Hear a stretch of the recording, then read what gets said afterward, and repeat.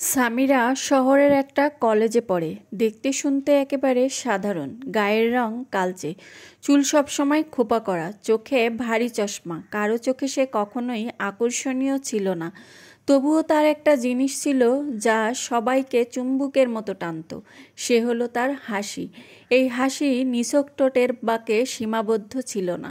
এই হাসির গভীরে ছিল অদ্ভুত রকমের তৃপ্তি, ছিল গোপন যন্ত্রণা, ছিল জীবনের কাছে হেরে না যাওয়ার এক খুশির প্রতিরোধ।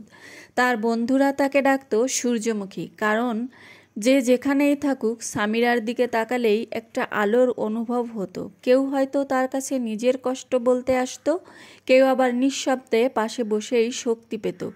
কিন্তু কেউ জানতো না সামিরা প্রতিদিন আয়নার সামনে দাঁড়িয়ে নিজেকে সাহস দিয়ে শুরু করত দিনটা। কারণ সামিরার মা দীর্ঘদিন মানসিকভাবে অসুস্থ, বাবা ছেড়ে গেছেন, তাদের সংসার চলে টিউশন আর মায়ের ওষুধের খরচ কমিয়ে। কলেজে একটা ছেলে ছিল তানিম, দেখতে সুন্দর, স্টাইলিশ, প্রচুর মেয়ে ভক্ত। সামিরাকে প্রথম দিকে পাত্তা দিত না, বরং একদিন তার বন্ধুরা মজা করে বলছিল, ওই তানিম, ওর হাসির প্রেমে পড়িস না যেন, ও তো সূর্যমুখী। তানিম হেসে বলছিল, সূর্যমুখী মানেই তো রোদে বাঁচে, অন্ধকারে মরে, আমি কি রোদ নাকি? তবে দিনগুলো পাল্টাতে সময় লাগেনি।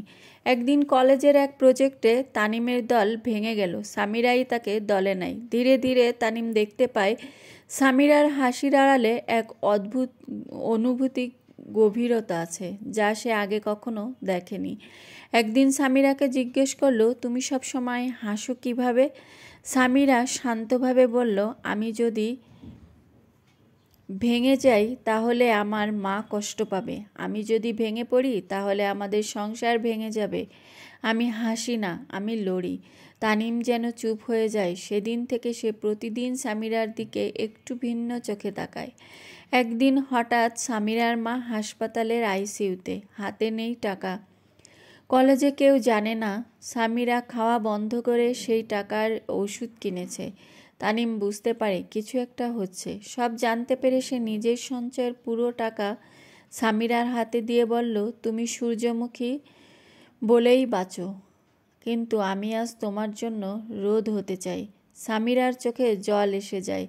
সে মাথা নিচু করে বলে, আমি ভালোবাসা আশা করিনি, কিন্তু কেউ পাশে দাঁড়াবে সেটাও ভাবিনি।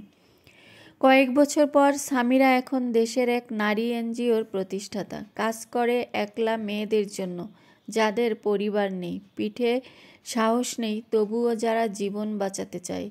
সংগঠনের নাম দিয়েছে সূর্যমুখীর হাসি। সামিরা আজও হাসে, তবে এখন তার হাসি শুধু নিজের জন্য নয়, এখন তার হাসি শত মেয়ের হাসিতে ছড়িয়ে পড়ে। আর তানিম, সে এখনও তার পাশে, যেমন একদিন প্রতিজ্ঞা করেছিল, আমি রোদ হব তোমার সূর্যমুখীর মুখে। আসসালামু আলাইকুম, কেমন আছেন সবাই? আশা করছি ভালো আছেন, আমিও আলহামদুলিল্লাহ। তো আপনাদের মাঝে একটা গল্প শেয়ার করলাম, কেমন লাগলো সবাই কমেন্টস করে জানাবেন। আর যে ভিডিওটা দেখতে পাচ্ছেন এটা ছিল পয়লা বৈশাখের দিনে। তো যাই হোক, সবাই ভালো থাকবেন, আমাদের জন্য দোয়া করবেন। আজকে এই পর্যন্তই, আল্লাহ হাফেজ।